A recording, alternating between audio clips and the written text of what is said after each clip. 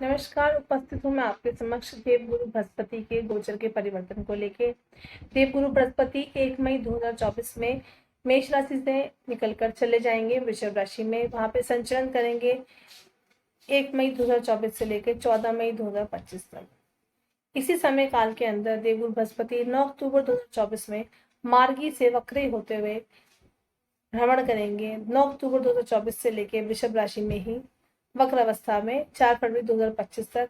इसके पश्चात देवगुरु बृहस्पति वापिस से मार्गी होते हुए 14 मई 2025 में मतलब रहेंगे वृषभ राशि में, उसके पश्चात मिथुन राशि में चले जाएंगे। तो ये मैंने आपको देवगुरु बृहस्पति का गोचर काल बताया है, जो भी होने वाला है, आगे जो होगा। देवगुरु बृहस्पति इस बीच में वृषभ राशि में 3 नक्षत्रों में गोचर करने वाले हैं, जो कि कृतिका नक्षत्र है जिसके स्वामी सूर्य है, रोहिणी नक्षत्र जिसके स्वामी चंद्र है, मृगशिरा नक्षत्र जिसका स्वामी मंगल है, और इन तीनों के ही देवगुरु बृहस्पति पित्र है। तो ये बहुत ही बढ़िया है। तो मिथुन राशि वालों के लिए मैं बता दूं, मिथुन राशि और मिथुन लगन दोनों से जानकारी ले सकते हैं। अर्थात जिनका मिथुन लगन है, जिनकी मिथुन राशि है, राशि मतलब चंद्रमा जिनकी मिथुन राशि में है, लगन मतलब जिनके पहले घर में 3 नंबर आ रहा है, अर्थात मिथुन राशि बन रही है। दोनों से ही आप देखिएगा, क्योंकि यदि लगन और राशि दोनों से बढ़िया है तो 100% आपको अच्छा फल मिलेगा। ये मान लीजिए इस साल पूरा बहुत बढ़िया होंगे गुरु आपके लिए।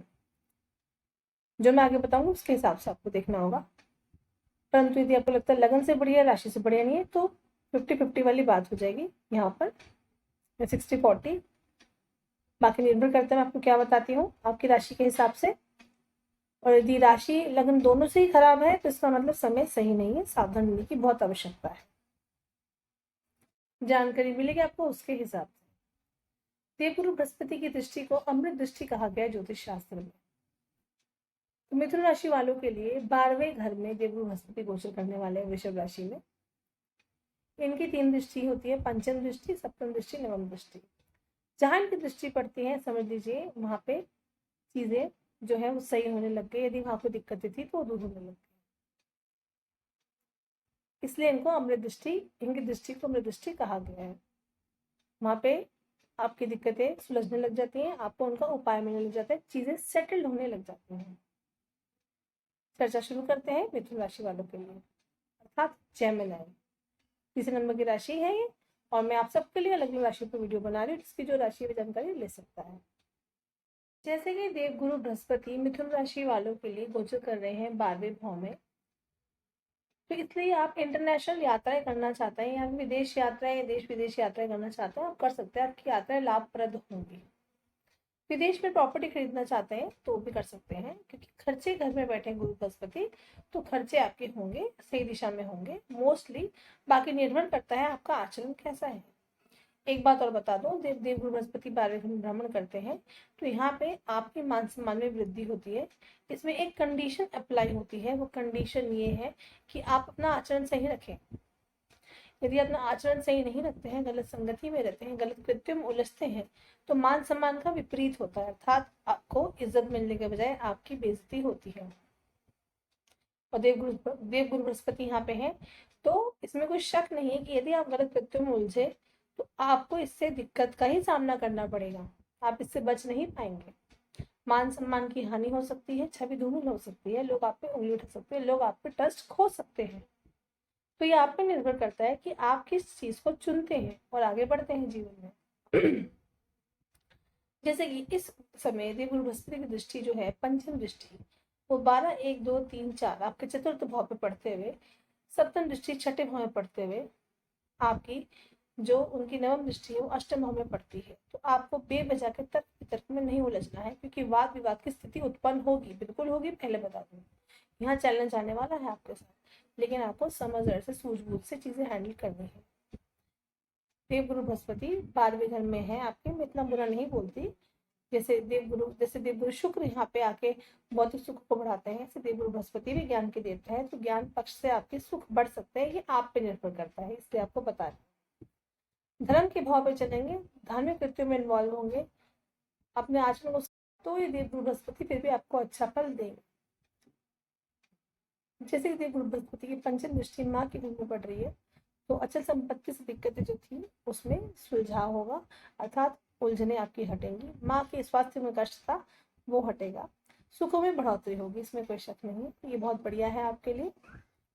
परंतु छठे भाव को देख रहे हैं तो थोड़ा आपको पित्त जन्य रोग हो सकता है, पेट से संबंधित दिक्कतें हो सकती है, स्वास्थ्य का आपको ध्यान रखने की बहुत आवश्यकता है, खान पान का नियंत्रण मेंटेन रखना बहुत आवश्यकता है, खान पान में आपके व्यर्थ के खर्चे हो सकते हैं, पैसा भी आपके पास आएगा, ऐसी बात नहीं आएगा, लेकिन जितना पैसा आएगा लगभग उसी रेशियो में पैसा जाएगा।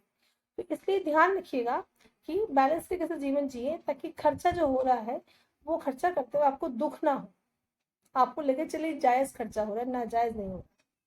ये समझाना चाह रही हूँ मैं आपको, उम्मीद करती हूँ मेरी बात आप समझ रहे हैं। जितना जल्दी समझेंगे उतना ही आपके लाभकारी रहेगा, नहीं समझेंगे तो आपको समय बताएगा फिर क्या होगा।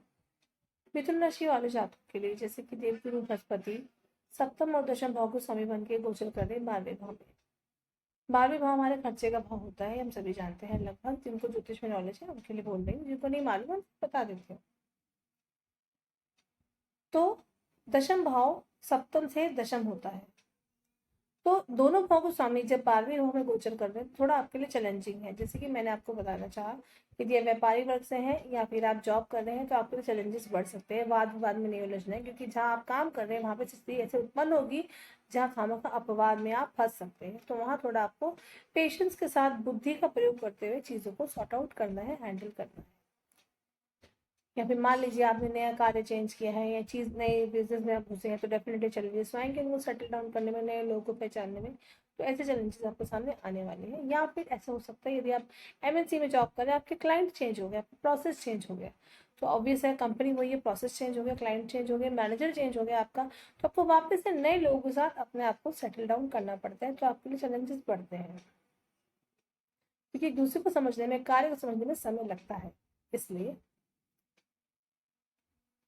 और अच्छी बात यह है जो एमएनसी में लोग काम कर रहे हैं या फिर जो सरकारी नौकरी में भी काम कर रहे हैं, दोनों के लिए अलग से बताया, तो जो एमएनसी में काम कर रहे हैं यदि वो ट्रांसफर चाहते हैं, कोई जॉब कर रहा है दिल्ली के अंदर, वो चाहता है उसका होम टाउन चंडीगढ़ में, वहाँ पे वो चला जाए, तो इस समय उस बात घटित हो सकती है, आप ट्रांसफर ले सकते हैं। इसी प्रकार सेंट्रल गवर्नमेंट या स्टेट गवर्नमेंट में जो जॉब कर रहे हैं वो चाहते हैं अपने होम टाउन के पास शिफ्ट हो जाए, तो अभी आपको अपॉर्चुनिटी मिल सकती है, आपके जो प्रयास आप करने में लगे पड़े उसमें आपको सफलता हासिल हो सकती है। इस समय आपके लिए इस मामले में अच्छा है। तो मिथुन राशि वालों को मैं बता दूं कि देवगुरु बृहस्पति 12वें में बैठ के आपके छठे भाव को भी देख रहे हैं, तो यहाँ पे मिला जुला फल मिलेगा। कर्जे आपके थोड़े बढ़ सकते हैं, शत्रु भी आपके बढ़ सकते हैं, लेकिन अंतत्वगत्वा आपको इससे मुक्ति भी देवगुरु बृहस्पति दिलाएंगे। लेकिन जब तक मुक्ति नहीं दिलाते हैं तब तक थोड़ा आपको मानसिक कष्ट तो हो सकता है। इसलिए आपके लिए बहुत जरूरी है कि आप इस गोचर काल के दौरान 1 मई 2024 से लेके 14 मई 2025 तक जो डिसीजन लाइफ में लेते हैं बहुत सोच समझ के ले। बाल भाव में देवगुरु बृहस्पति जब भ्रमण करते हैं तो इस बात का भी आपको बता दूं, जो सरकारी नौकरी में लोग हैं वह भी और जो एमएनसी में वह भी, और दोनों के लिए ही जॉब में मतलब कार्य में ऐसा हो सकता है कि लोग आप पे उंगली उठाएं, लोग आपके पीछे षड्यंत्र रचे, या लोग आपसे जो चिढ़ते थे, क्योंकि दुश्मन भी आप पे हावी हो सकते हैं इस समय, वो मौके का फायदा उठाते हुए, प्लानिंग करते हुए आपके ऊपर कुछ ऐसी उंगली उठवा दें जिससे कि आपकी छवि धूमिल हो। तो ये सब बातें यदि आपको मैं बता रही हूँ, इन बातों का ध्यान रखेंगे, सोच समझ के समझदारी से चलेंगे, एकदम जल्दबाजी में कोई डिसीजन नहीं लेंगे तो आप इससे बचे रहेंगे। जल्दबाजी में कुछ कर देते हैं, क्रोध में भी कुछ कर देते हैं, तो फिर आपको इन दिक्कतों का सामना करना पड़ सकता है। देवगुरु बृहस्पति इस भर में गोचर कर रहे हैं वैराग्य त्रिकोण के नवम भाव में, और दृष्टि कहाँ पड़ रही है उनकी, वैराग्य त्रिकोण के लगन पे छठे भाव, वैराग्य त्रिकोण के पंचम पे अष्टम भाव। तो इस समय सबसे अच्छा अपने आप में उपाय बोलिए, और उपाय के अलावा ये समझ लीजिए कि जो लोग साधना में जुड़े हुए हैं इस समय, जो लोग मंत्र जाप कर रहे हैं इस समय, उनके लिए बहुत बढ़िया समय, ये अपने आप में उपाय भी है। मैं ये कहना चाह रही हूँ, यदि आप साधना करते हैं, मंत्र जाप करते हैं, तो ये समय आपका जो मैंने चैलेंजिंग भरा बताया है, इस बात से, एकमात्र इस बात से, साधना करने से, मंत्र जाप से, धर्म में रुचि लेने से, धार्मिक कृत्य करने से आपको प्रोटेक्शन दिला सकता है, आपको प्रोटेक्ट करते हुए जीवन में इस समय को थोड़ा अनुकूल बनाते हुए निकाल सकता है आपके लिए। तो इसलिए एक बात का और ध्यान रखें, मद्यपान से बचें, आचरण सही रखें, गलत कृत्यों में ना उलझे, नशे की लत है तो संकल्प लीजिए, अपने विल पावर को मेंटेन करते हुए उससे बाहर निकलने की कोशिश कीजिए, साधना कीजिए, मंत्र जाप कीजिए, ओम नमो भगवते वासुदेवाय, गुरु के बीज मंत्र का जाप कीजिए। इससे आपको बहुत लाभ होगा, विश्वास कीजिए, करके देखिएगा, लाभ डेफिनेटली होगा, इस बात का विश्वास मैं आपको देती हूँ। और ये अपने आप में उपाय भी है आपके लिए, इसलिए मिथुन लगन वालों के लिए ये समय मिला जुला सा है। और एक बात, दाम्पत्य जीवन में वैसे तो चीजें ठीक रहेंगी, लेकिन कष्ट आ सकता है ऑपोजिट के स्वास्थ्य पे, अर्थात आपके पार्टनर के स्वास्थ्य पे दिक्कत आ सकती है। तो इसलिए आपको सचेत रहना है जिन बातों को, जैसे कि मैं बता दूं, अगर डॉक्टर ने कहा है ये खाना है, वो नहीं खाना है, इससे फायदा नहीं होगा, इससे नुकसान होगा, तो ये आपको ध्यान रखना है कि उस वक्त ध्यान रखना है। ये जिनको कोई ऑपरेशन हुआ है, डॉक्टर ने कहा वजन नहीं उठाना है, तो आपको ध्यान रखना है कि वो ऐसा ना करें। उनको तो रखना ही, आपको भी रखना है बीइंग अ पार्ट, क्योंकि स्वास्थ्य में दिक्कत नजर आ रही है। सावधान रहेंगे, सुरक्षित रहेंगे इस गोचर काल के अंदर। तो राशि वालों के लिए अंततः मैं आपको इतना बताना चाहूंगी, विद्यार्थियों के लिए भी खासकर केसर का तिलक माथे पे जरूर लगाइए, क्योंकि आपका मन भटक सकता है, कंसंट्रेशन भंग हो सकता है, वो ना हो, इससे फर्क पड़ेगा, कंसंट्रेशन आपका थोड़ा सेंट्रलाइज होगा। गुरु के बीच मंत्र का जाप करें, ब्राह्मणों की सेवा करें, मंदिर में श्री हरि के दर्शन करें, देसी गांव की पीठ पे जो उभरा हुआ हिस्सा होता है उसको सहलाएं, इससे भी देवगुरु बृहस्पति अच्छा फल देते हैं। आप इन बातों को ध्यान रखिएगा, इससे आपको अवश्य फायदा होगा। नमस्कार।